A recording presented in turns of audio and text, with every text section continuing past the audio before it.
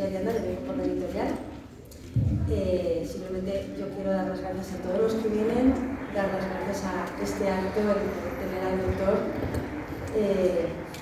Acá comenzó con una colección hace 10 años, Interpares, que comenzó el doctor con nosotros, y para dar un poco voz a todo el sur global, a todos los pueblos del sur global, y el doctor hizo el favor de comenzar con nosotros esa andanza que continúa 10 años después y que continúa ahora con esta antología maravillosa que supongo que algunos ya tendrán, he visto a los que lo han adquirido, y que básicamente lo que quiero es que él nos explique y podemos ustedes escucharle. Así que yo voy directamente a darle paso a Mario, que es uno de sus alumnos más allegados y que probablemente nos va a empezar ya a introducir dentro de esta fantástica obra. Así que nada, vamos a disfrutarlo, que tenemos poco tiempo.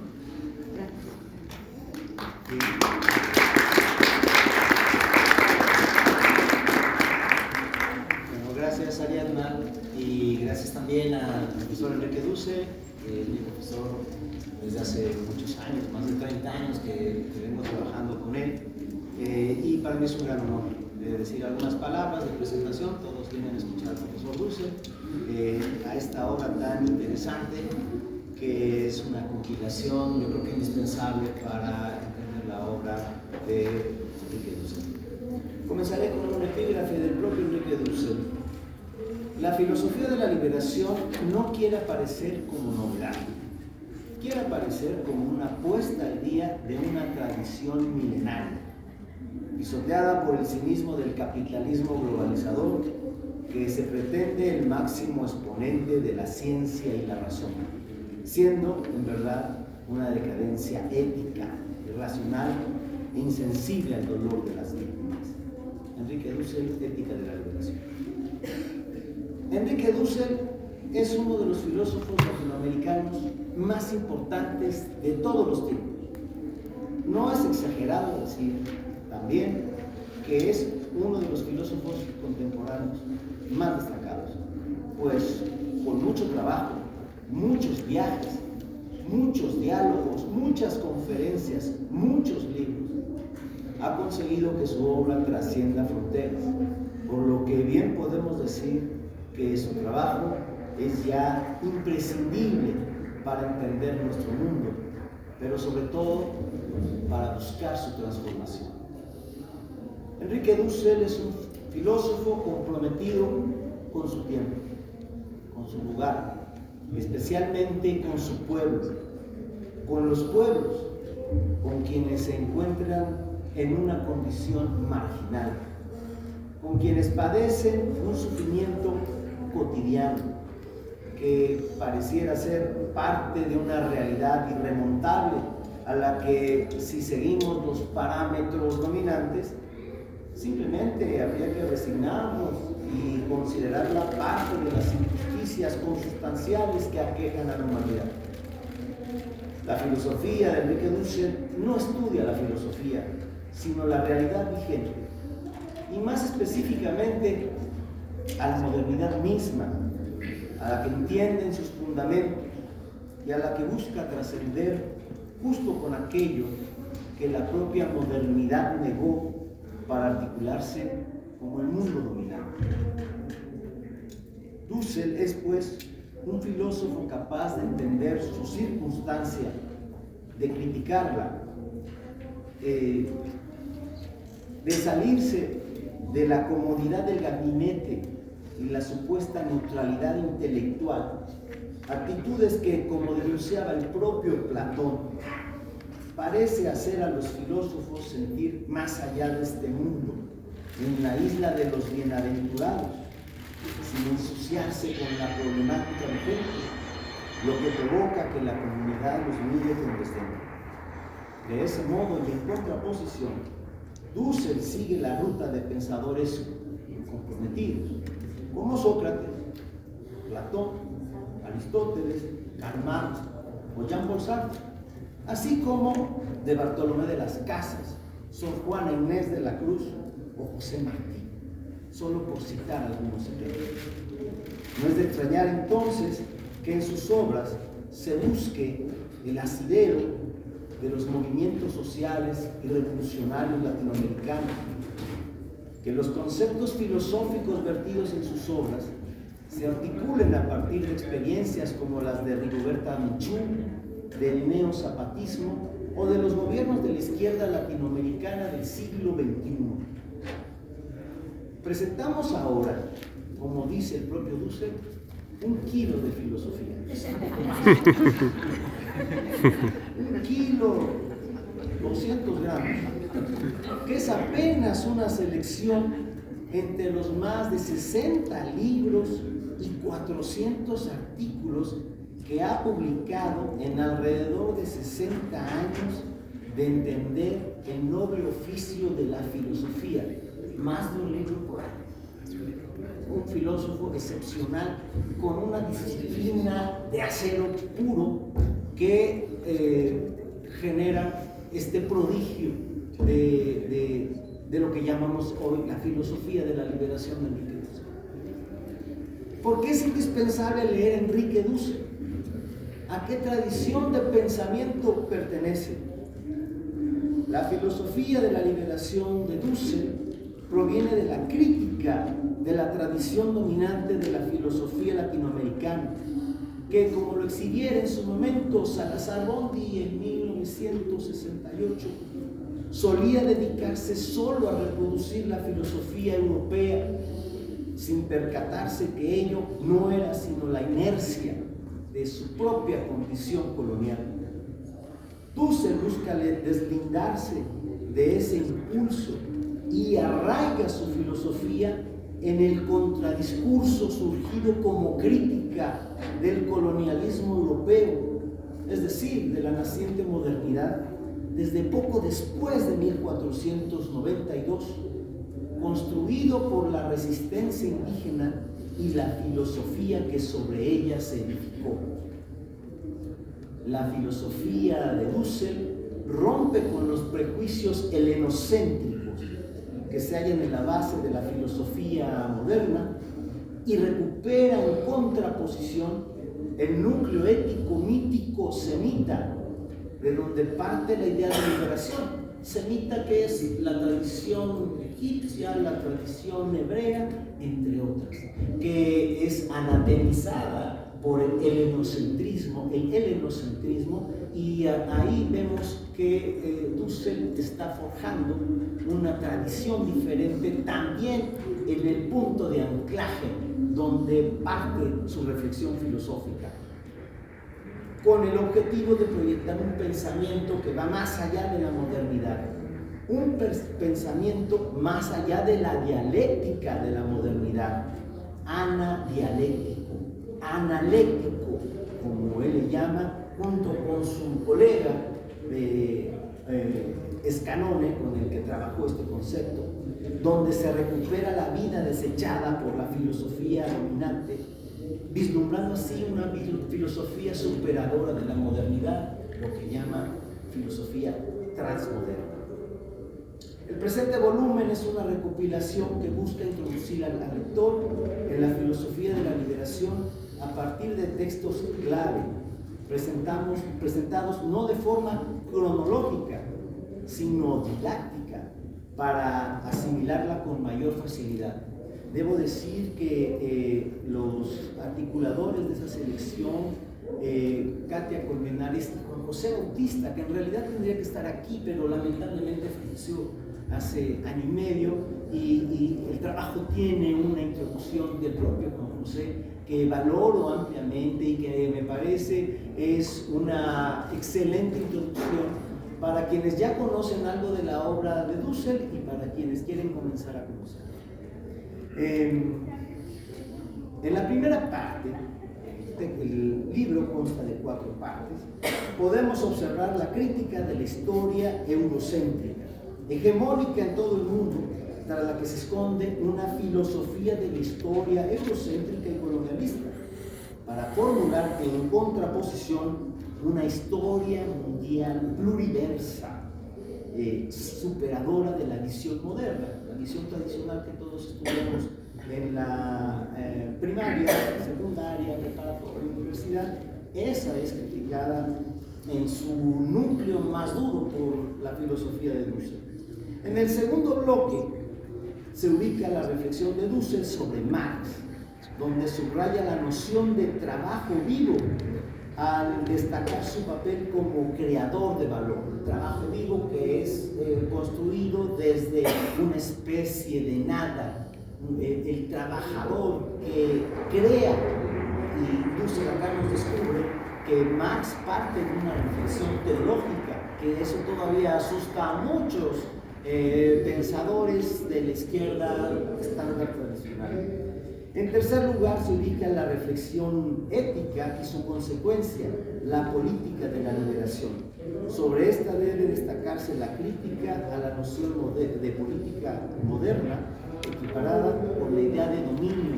Esta tercera parte me parece, valiosísima.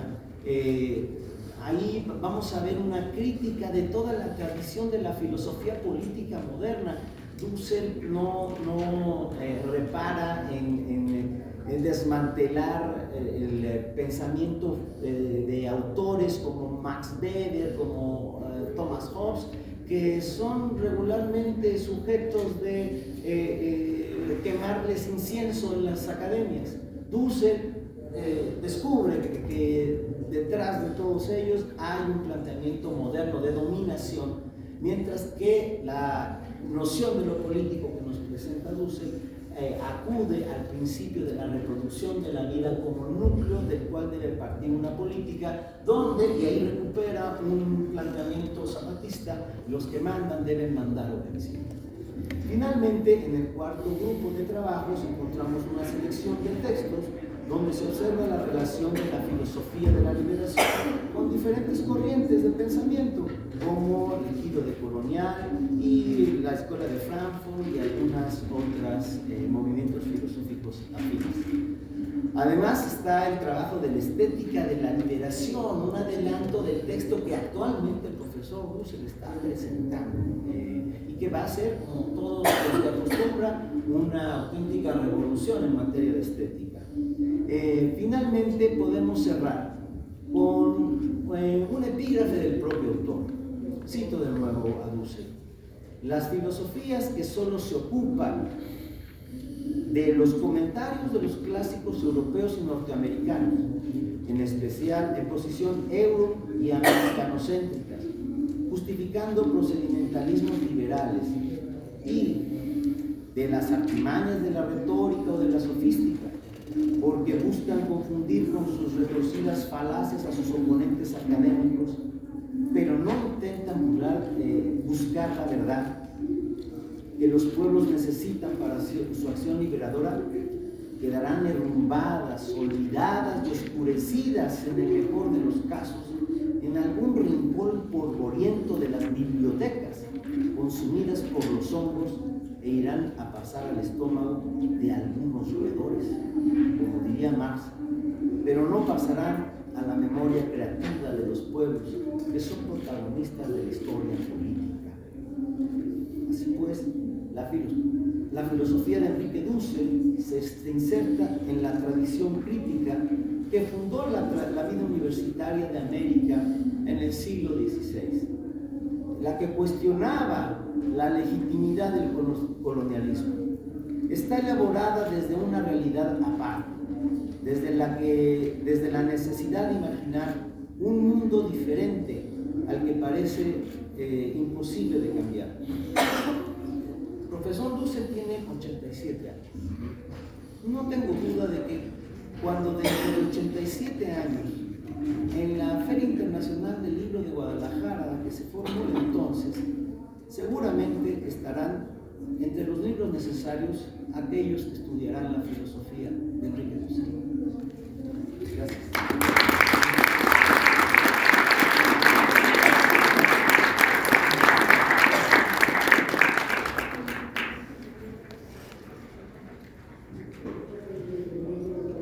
Parece que ahora me toca a mí, pero yo voy a hacer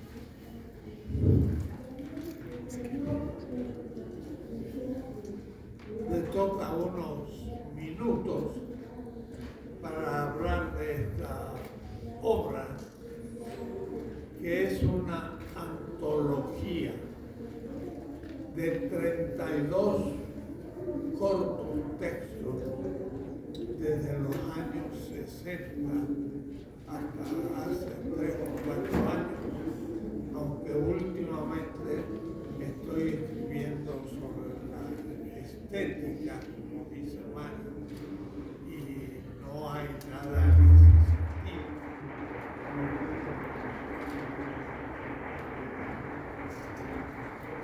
Pero yo no voy a hacer una disertación filosófica estricto sensu, sino más bien va a ser un testimonio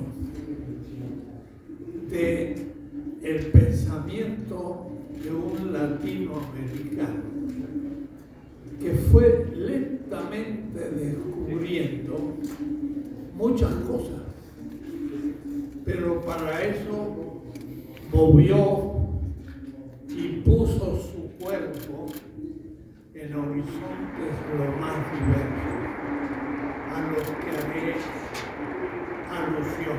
Pero antes de empezar, quiero agradecer primero a la editorial ACAL, a la que aquí tenemos la hija del fundador de la edición, porque publicaron una obra de tamaño tal que yo mismo no podía dar crédito. Supone un riesgo y mucha valentía como editor, pero lo hizo.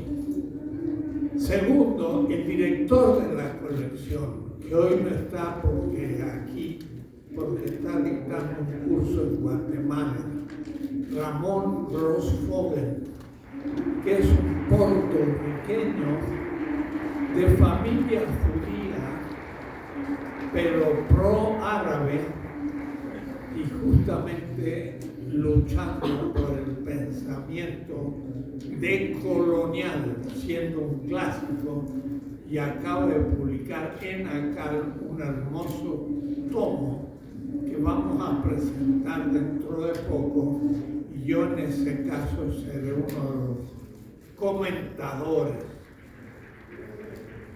Y también debo agradecer a mis alumnos con los cuales hemos trabajado juntos durante años, y entre ellos Mario, que es doctor en filosofía y profesor hoy de la UNAM, como muchos otros. Y entonces esto que yo he podido hacer merece agradecimiento a mucha gente. ¿Cómo surgió este proyecto de filosofía de la liberación?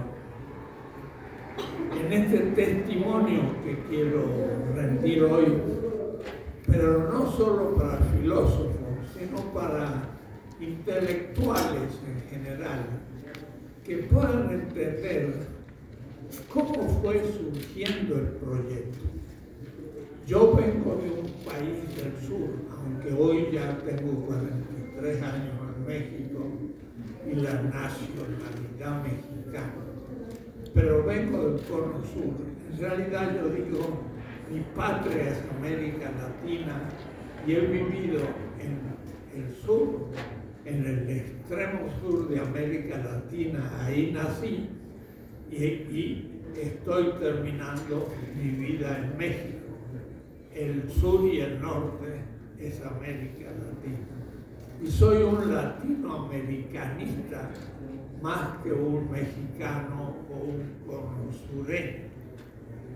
Pero voy a contar una anécdota en este testimonio que doy. Cuando tenía 23 años y había terminado la filosofía más eurocéntrica que ustedes puedan imaginar, con 5 años de latín, 5 años de griego, y cuando llegué a México expulsado por los militares de un país del sur. Traje 5 tomos en la valija porque no había más para el avión. Eran 2 tomazos de la obra de Aristóteles en latín y 3 tomos, en griego, y 3 tomos de Tomás de Aquino, la Suma. Esos eran los 5 tomos que traje. Es decir, un filósofo bien eurocéntrico, cuyo ideal a los 23 años era ir a Europa, ir a París, ir a Londres, ir a Roma. Pero tomé un barco porque atravesé 4 veces el Atlántico en esa época en barco. Y era muy interesante hacerlo en barco porque unos días duraba 24 días para salir de un puerto latinoamericano y llegar a una España que era franquista en esa época. Pero al día siguiente de salir de Buenos Aires, llegué a Montevideo y yo me pregunté, ¿qué sé yo de Montevideo? Nada. No sabía nada, además de ser como un barrio de Buenos Aires, me pegaría un uruguayo, pero no sabía nada. Entonces yo dije, pues qué raro, yo soy un filósofo latinoamericano que anhela ir a Europa y que no sabe nada del país que está del otro lado del río de la Plata.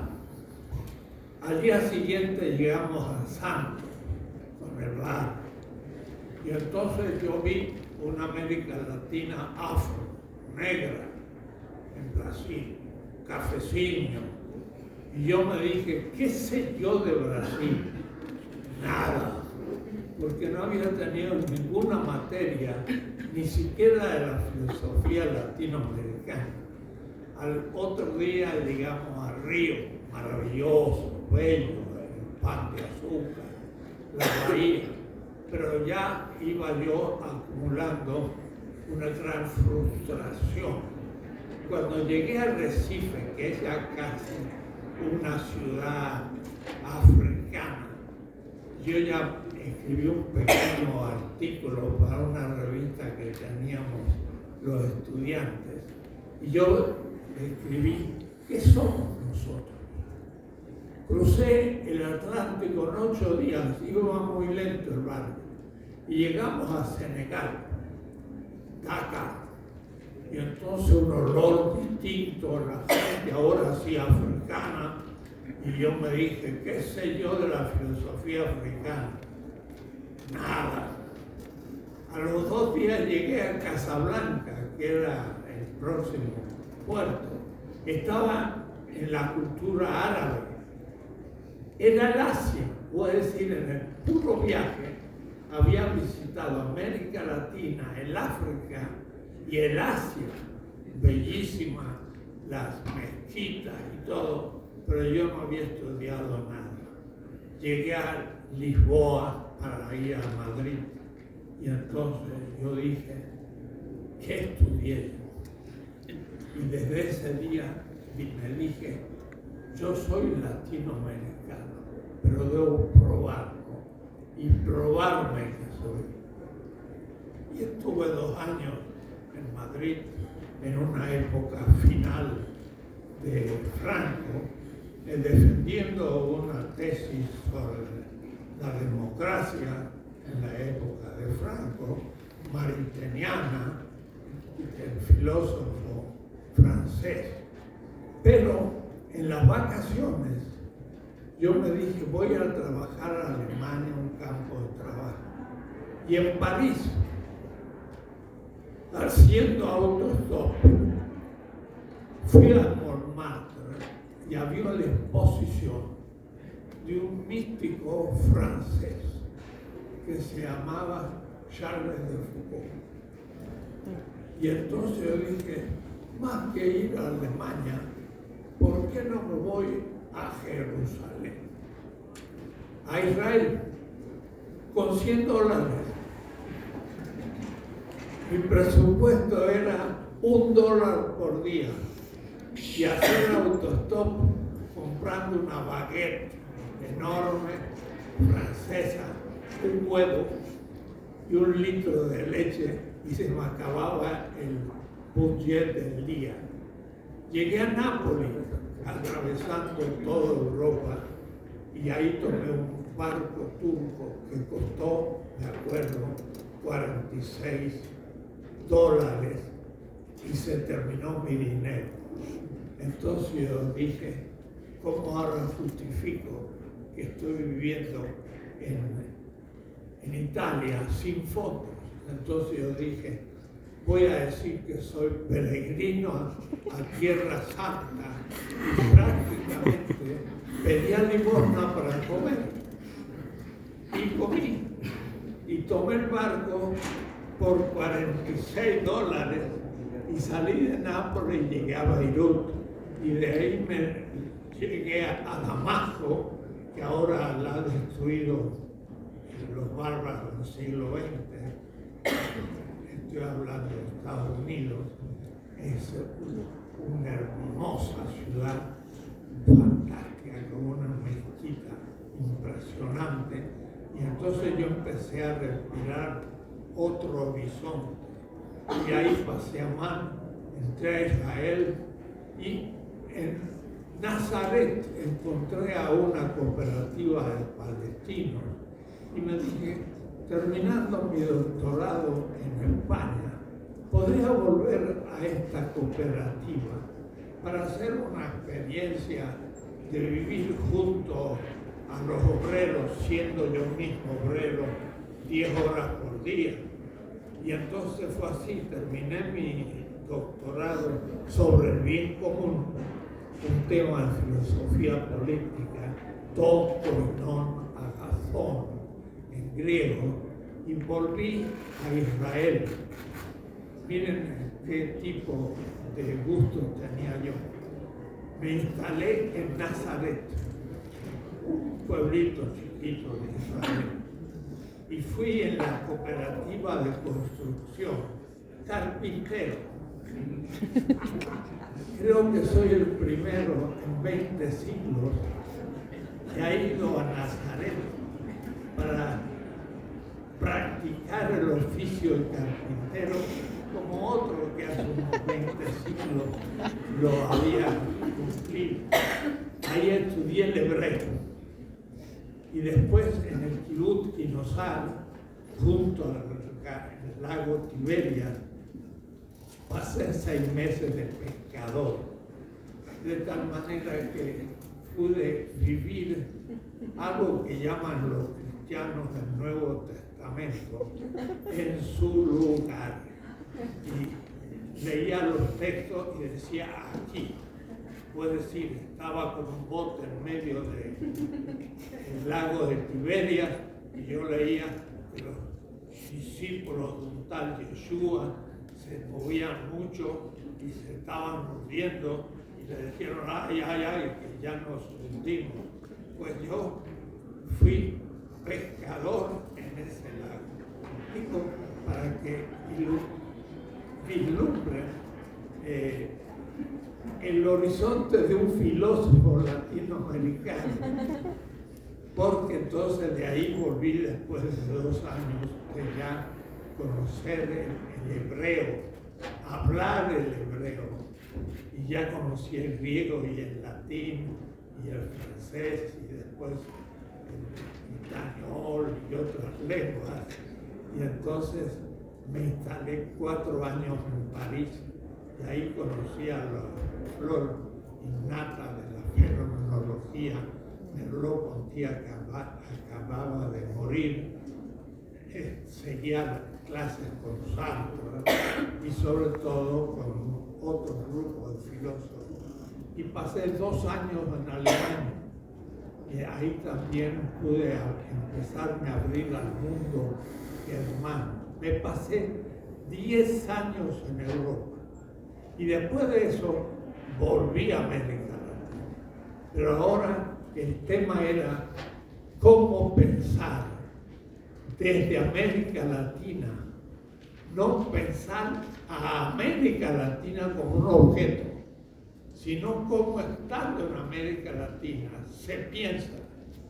Porque aún los especialistas del pensamiento latinoamericano, y en México ha habido muy buenos, Gauss y sus alumnos, Leopoldo Sea, un gran amigo, pero estudiaban América como el horizonte y el objeto, pero no se hacían tanto problema cómo pensar desde América Latina. Y sobre todo cuando pude leer la obra de Manuel Levinas, que es un extraordinario filósofo francés, judío. Y entonces alguien dirá, estuvo en Israel, siguió a un pensador judío, es que será judío. Yo, no. Los judíos me parecen muy interesantes.